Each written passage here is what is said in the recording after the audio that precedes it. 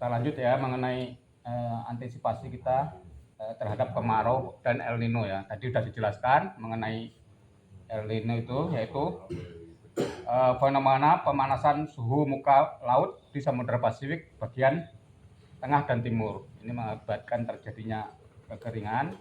Tadi sudah jelaskan masalah beda antara kemarau dan El Nino ya. Hampir sama-sama kekeringan. Tapi tadi kalau kemarau itu rutin, kalau El Nino 4 sampai 7 tahun sekali ya.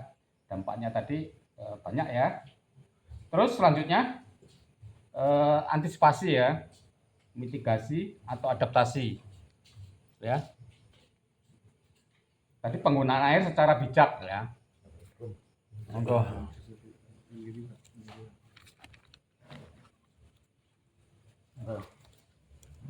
penggunaan air secara bijak, hemat, terus sistem berselang. Jadi kita penggunaan air secara sistem berselang ya. Jangan terus-menerus penggunaan air.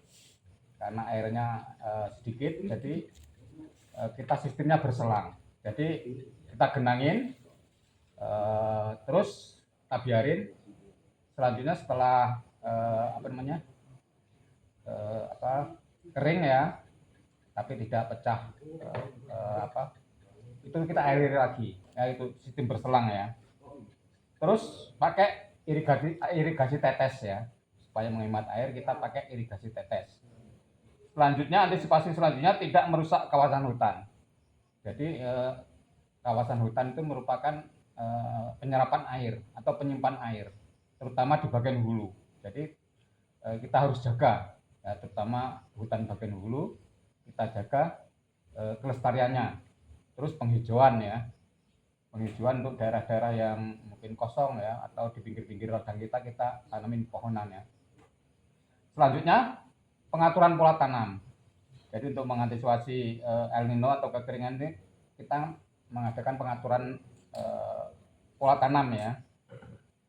Percepatan tanam. Jadi kita saat ini harus melakukan percepatan tanam ya untuk mengantisipasi kemarau nanti ya. Kita harus cepat pengolahan lahan ya, Pak ya. Terus tanaman tahan kekeringan. Jadi kalau bisa kita menanam tanaman yang tahan kekeringan. Kalau padi ya padi yang tahan kekeringan, kan banyak ya. Terus selanjutnya percepatan tanam. Jadi kalau bisa ini cepat tanam Pak, jangan nunggu. Masalahnya ini diperkirakan nanti kemarau ya. Kita melakukan percepatan tanam. Selanjutnya varietas genjah. Ya, varietas genjah ini artinya yang cepat panen Pak ya. Jangan yang bibitnya yang lama, karena untuk mengantisipasi kemarau nanti di bulan Agustus September kita pakai varietas yang genjah ya. Terus jenis varietasnya juga yang tahan kekeringan, Impago ya, contohnya Impago. Impago ini gogo ya. Untuk gogo itu 4 sampai 13. Jadi Impago 4 sampai 13 ini bagus ya. Terus Inpari 38 sampai 46 juga bisa ya. Ini tahan kekeringan, Inpari 38 sampai 46. Terus Situ Patenggang, Situ Bagendit ya. Itu juga jenis padi yang tahan kekeringan. Terus Pajajaran, Cakrabuana ya, itu diantara padi-padi yang tahan kekeringan. Terus silahkan aja Bapak nanti menggunakan varietas apa yang diperkirakan tahan kekeringan. Selanjutnya memperbaiki sistem saluran irigasi. Jadi irigasi yang bocor ya, itu harus kita perbaiki untuk mengurangi kehilangan air ya. Air harus dimanfaatkan secara maksimal ya, optimal. Terus selanjutnya manajemen air ya. Manajemen air artinya pergiliran mungkin ya. Terus apalagi selain pergiliran itu ya pergiliran ya diantaranya ya, pergiliran. Terus efisiensi air ya, efisiensi air, jangan boros ya, jangan boros. Kalau emang udah tergenang ya ditutup ya, ganti petani yang lain ya. Tuh. Selanjutnya membuat tandon air ya. untuk mengantisipasi kemarau ini kita kalau bisa membuat tandon air ya, mungkin berupa bak pakai terpal ya, itu bisa. Terus embung ya, kita manfaatkan embung, kita isi air ya untuk persediaan air nanti di musim kemarau. Terus kolamnya, kolam juga bisa ya, di samping untuk menampung air, bisa juga untuk memelihara ikan. Ya, ini di fungsi ya. Situ ya, parit-parit ya, parit-parit kita buat parit-parit sekitar lahan untuk menampung air. Kalau bisa ya dikasih plastik ya, supaya airnya nggak cepat habis. Terus waduk atau bak-bak penampungan ya. Itu. Selanjutnya antisipasi El Nino, pemanfaatan pompanisasi. Jadi pompanisasi yang telah kita terima ya, bantuan yang telah kita terima, kita manfaatkan ya, kita manfaatkan untuk mengantisipasi kemarau ya. Saya kira masih di mana sekarang yang untuk Hapotan itu di tempat ketua ya. Ya, kita manfaatkan nanti kalau pas memang membutuhkan, yaitu memang untuk semua petani ya, semua petani di desa ini. Jadi kita pakai, kita maksimalkan ya. Tuh. Terus pipanisasi juga bisa ya. Terus kita manfaatkan sumur bor ya, sumur bor. Kalau memang nggak ada bantuan ya kita kalau bisa mandiri ya. Sumur bor ini sangat bermanfaat ya. Ini untuk investasi ya. Ini tidak terpengaruh dengan musim biasanya. Kita bisa menanam sepanjang musim kalau kita punya sumur bor. Terus selanjutnya, antisipasi selanjutnya, optimalisasi lahan yang kosong. Jadi lahan-lahan yang kosong kita tanami, Pak ya. Ini untuk ketahanan pangan kita, untuk supaya produksi tidak berkurang. Jadi lahan-lahan yang kosong kalau bisa ditanami, Pak ya. Masalahnya ini kalau lahan kosong kelihatan, Pak, dari citra satelit itu kelihatan ya. Kalau bisa ini ada aturan ya, ada aturan kalau nggak ditanami berapa tahun bisa diambil ya, bisa diambil katanya. Hati-hati ya, lahan-lahan yang kosong itu nanti paling nggak ditegur ya, kalau nggak ditanami itu ditegur. Tuh. Selanjutnya penggunaan pupuk organik ya. Jadi untuk antisipasi lahan kering ini kita penggunaan pupuk organik. Penggunaan pupuk organik ini maksudnya supaya air itu tidak menguap dengan cepat ya. Tanah itu bisa menyimpan ya, dengan banyaknya organik atau pupuk organik itu nanti struktur tanah itu dapat mengikat air, menyimpan air dan mengeluarkan dengan pelan-pelan ya. Tanah selalu lembab. Nah, ini bedanya tanah tandus dengan tanah yang banyak organiknya. Kalau tanah yang tandus begitu enggak dialiri beberapa saat ya akan kering, akan pecah. Tapi tanah yang banyak organiknya tetap lembab. Nah, ini penggunaan pupuk organik atau kompos untuk meningkatkan kesuburan tanah ya dan menyimpan air. Selanjutnya persiapan alsintan. Jadi jangan tunggu-tunggu Pak ya. Kalau ini udah habis panen ya langsung alsintan disiapkan untuk tadi percepatan tanam ya. Percepatan pengolahan lahan, percepatan tanam untuk supaya tadi nanti tidak menghadapi kemarau yang panjang ya. Persiapan alsintan untuk percepatan tanam ya, termasuk hand traktor, mesin pompa harus disiapkan.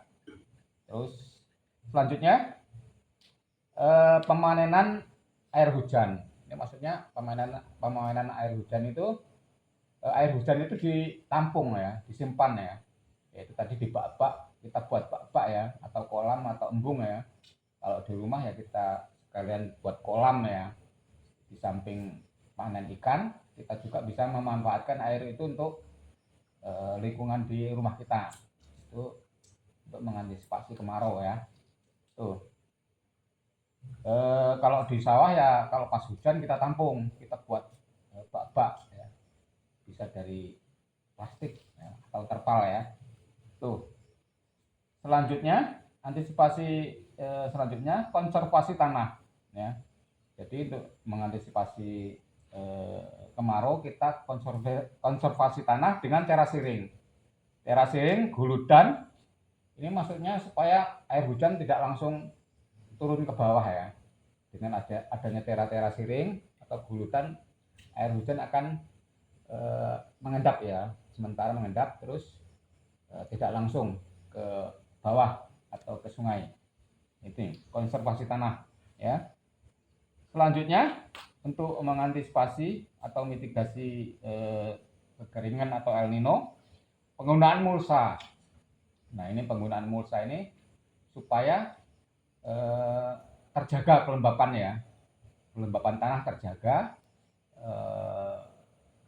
termasuk gulma juga akan terkendali ya. Ini penggunaan mulsa. Mulsa ini tidak hanya dari plastik ya, bisa juga dari apa namanya, selain plastik, jerami ya, dari rumput juga bisa. Di samping ini untuk supaya kelembapan terjaga itu sekitar tanaman ya, terutama di area perladangan ya atau perkebunan itu jangan bersih ya. Kalau bisa ya rumput jangan, kalau rumput-rumput bukan semak ya jangan disemprot habis ya. Karena itu fungsinya untuk menjaga kelembapan Pak ya. Untuk menjaga kelembapan. Malah kalau di perkebunan itu dipelihara ya, kacang-kacangan itu. Kalau perkebunan sawit biasanya malah dipelihara. Itu untuk menjaga kesuburan tanah juga.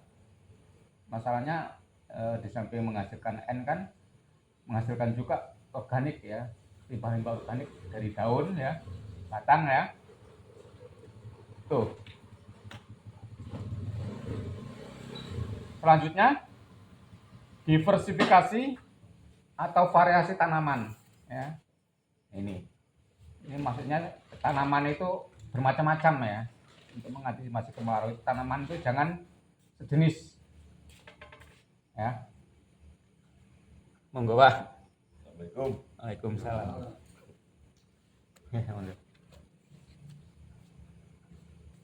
Ya, lanjut. Jadi diversifikasi tanaman. Jadi untuk mengantisipasi kemarau perlu tanaman jangan sejenis ya. Kalau bisa bermacam-macam ya. Terus selanjutnya kurangi pupuk N. Pada musim kemarau kita kurangi pupuk N. Mengapa? N ini kan fungsinya di daun dan apa? Tunas ya. Jadi kalau musim kemarau daunnya itu kalau bisa jangan apa namanya terlalu cepat, terlalu banyak ya. Termasuk tunas-tunas baru itu kalau bisa malah justru dikurangi ya, ranting-ranting yang tidak perlu tadi. Makanya N ini dikurangi. Tapi ya namanya dikurangi masih menggunakan ya. Masih menggunakan tapi dikurangi ya. Selanjutnya melakukan pruning. Pruning tahu Pak ya? Pruning ini di apa namanya hortikultura ya atau perkebunan ya atau tanaman tahunan pohon ya atau buah ya. Itu biasanya itu. Kalau pruning itu mengurangi ranting-ranting yang tidak bermanfaat ya atau ranting-ranting muda ya. Nah, itu pruning. Ini fungsinya supaya tanaman itu fokus ya, fokus ke supaya bertahan hidup dan ke bunga dan buah ya. Jadi ranting-ranting yang tidak berguna atau baru ya itu kita pruning atau kita pangkas ya. Nah ini pada musim kemarau. Kalau Bapak punya tanaman ya pohon itu pruningnya pada musim kemarau ya ini. Itu. Terus penggunaan paranet ya untuk mengantisipasi kemarau atau panas kita penggunaan paranet ya. Ini terutama pada bukan di sawah ya, di sawah kayaknya belum ada ya. Ini di sekitar pekarangan ya atau rumah kita kasih paranet ya. Ini untuk mengantisipasi panas yang berlebih ya. Kalau musim kemarau biasanya panas itu akan berlebih. Nah, mungkin itu aja ya antisipasi kita ya. Antisipasi kita untuk supaya dampak kekeringan atau El Nino dapat kita tanggulangi ya, kita atasi. Jadi produksi kita tetap tinggi, produktivitas tanaman tetap tinggi. Tadi udah banyak ya, bermacam-macam. Intinya kita penggunaan air secara bijak tadi ya, tidak merusak kawasan hutan. Terus pengaturan pola tanam. Selanjutnya memperbaiki sistem saluran irigasi. Terus membuat tandon air ya, atau bak, atau embung ya, atau kolam. Terus selanjutnya pemanfaatan pompanisasi, pipanisasi, sumur bor. Terus optimalisasi lahan kosong ya. Terus antisipasi selanjutnya penggunaan pupuk organik ya. Terus selanjutnya persiapan alsintan ya untuk mempercepat tanam ya, mempercepat pengolahan tanah ya. Selanjutnya pemanenan atau penyimpanan air hujan. Selanjutnya konservasi tanah. Terus penggunaan mulsa ya untuk mengantisipasi kemarau tadi. Penggunaan mulsa ya. Selanjutnya diversifikasi tanaman, variasi ya, variasi tanaman. Terus kurangi penggunaan pupuk N. Terus pruning dan penggunaan paranet. Mungkin itu ya untuk antisipasi kemarau atau dampak ini terjadinya El Nino. Itu aja ya yang dapat saya sampaikan. Kurang lebihnya saya mohon maaf. Saya akhiri. Wassalamualaikum warahmatullahi wabarakatuh. Waalaikumsalam.